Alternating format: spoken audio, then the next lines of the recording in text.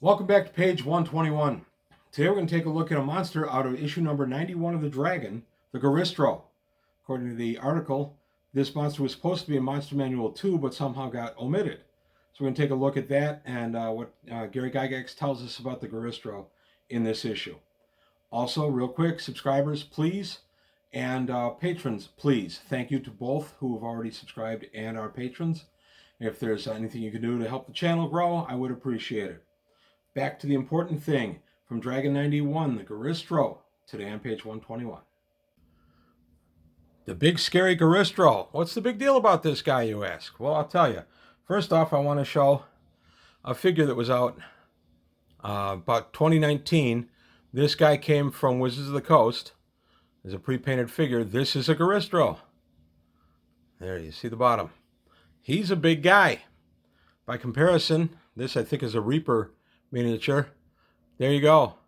She's way smaller than he is.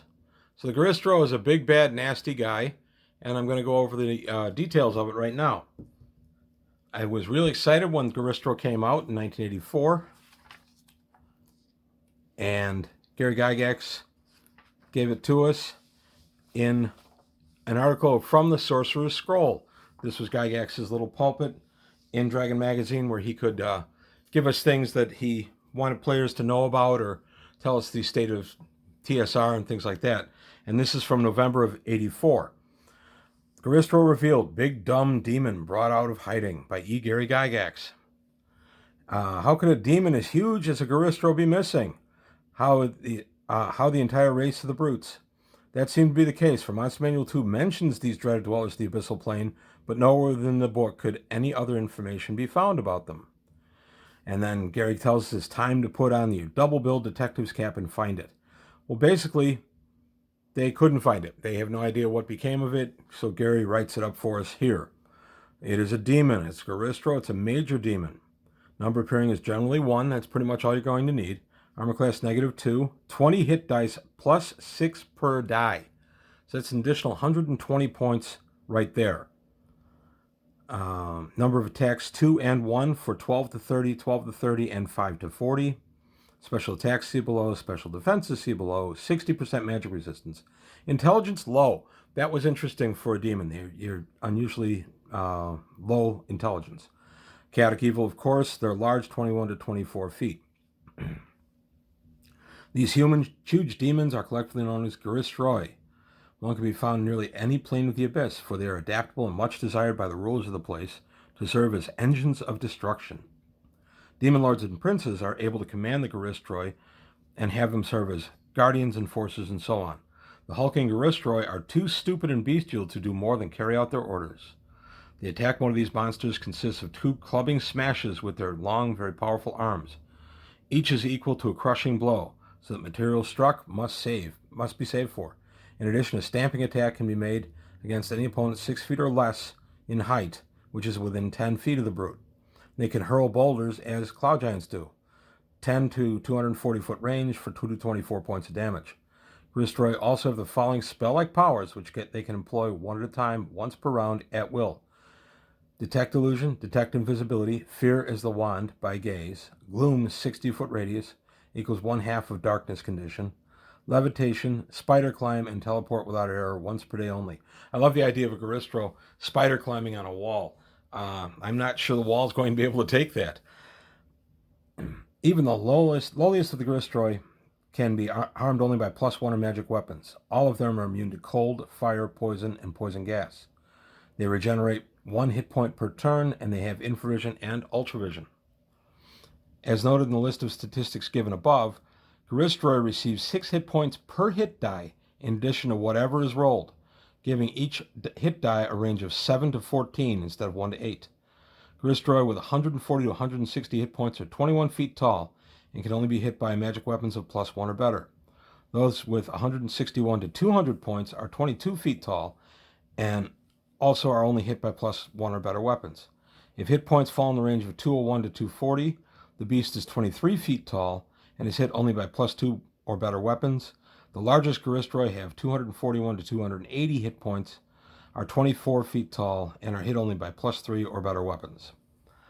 That is incredible. Back in AD&D, to have a monster that has this many points is just staggering. I mean, your minimum points on this guy is 140. That's if you threw all ones on your dice and then added the 6 points per die. That's incredible. And you have to go to the Tarask or the deities and demigods to find stuff with more hit points than this guy. And this is just something you could throw into your game. I did. Goristro have appeared in several of my games. That's one of the reasons why I bought this nice figure. Goristro can do siege damage to constructions and large objects in the same way that giants and golems can. Damage figures given below are per round of attack, with no other activity allowed to the Goristro in that round.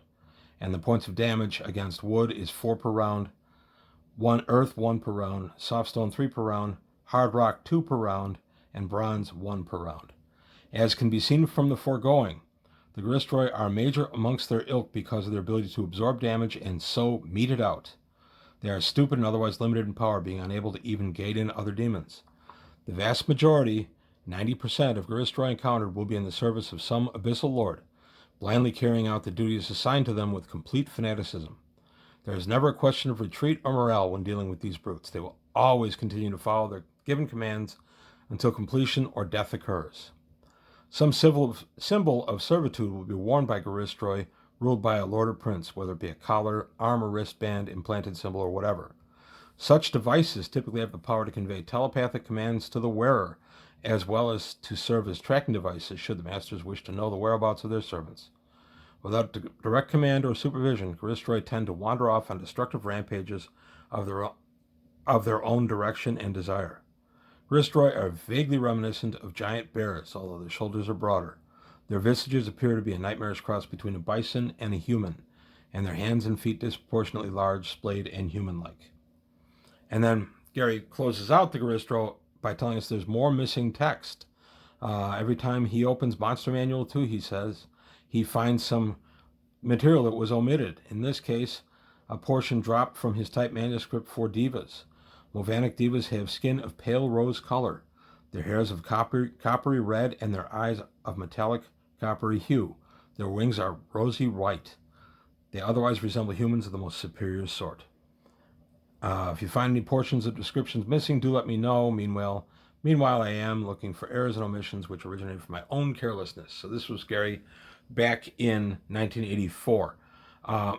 It's interesting. This was November of 84, with Monster Manual 2 having been published well over a year earlier in summer of 83, that this took me by surprise when I was reading this issue. Well, okay, they took them a while to get around to it, but we've got a creature that they say they missed when they put together Monster Manual 2. So I thought that was kind of neat. I love the Goristro. They are big, hulking engines of destruction for a game. They can challenge very high-level parties with 60% magic resistance. They're going to be a bit of a challenge even for mages. They have the normal demon immunities as far as charm and things like that. They're just nasty. So that's all I've got today on our lovely friends, the Goristro. A face that only a mother could love. Right there. I hope you enjoyed today's video. If you did, please like and subscribe. Leave some comments. And that's it. I'll see you next time on page 121.